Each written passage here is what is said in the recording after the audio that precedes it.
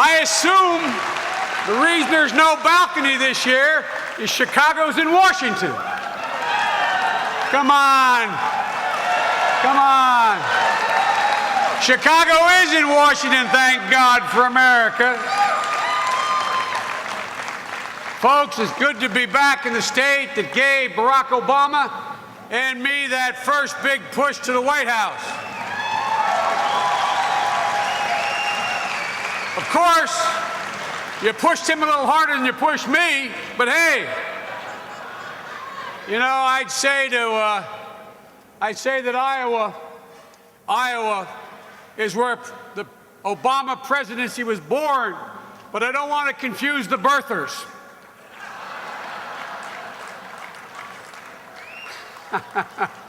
I do want to thank you all here, all of you who I've known for years, and so many of you, excuse, we used to say in the Senate, excuse a point of personal privilege, all of those of you who supported me for so many years.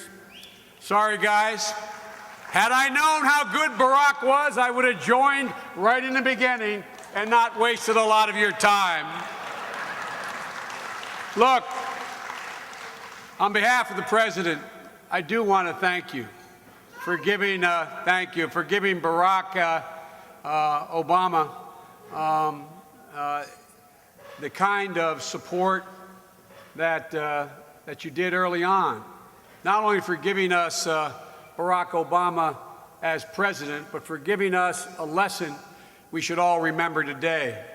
For those of you who stood with Barack from the beginning, you know what it's like to hear the doubters, to look at long odds, to face undaunting prospects, and to triumph.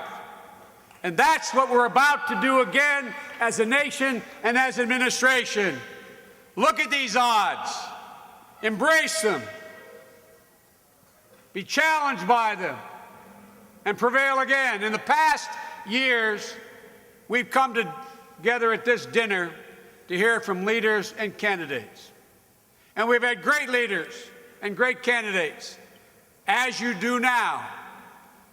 Chet Culver, a guy who has inherited an economic situation like every other governor in America that's of no fault of his own, but in the process, turning this state around and turning it into what will be an energy-producing hub for all of the Midwest.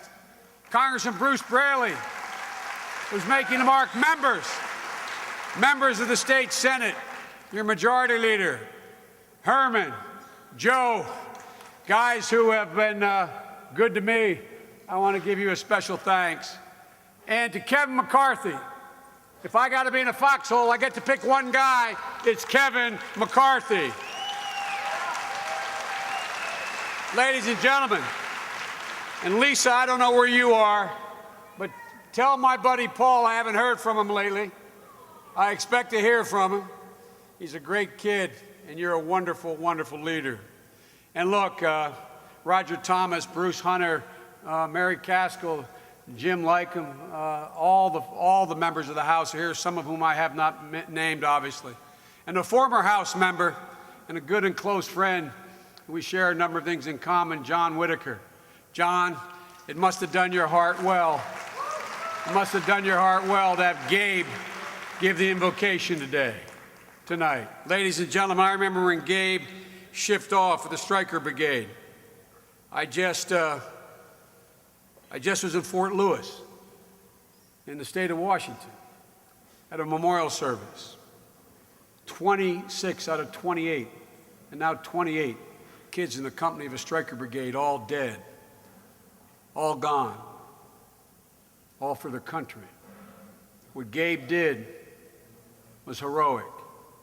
What so many Americans are doing today is almost beyond heroism, because they're repeating their actions every single day, knowing the threats they face. Gabe, you're a great guy, and I'm so glad you're home, along with my son, Beau Biden, who's home after a year in Iraq.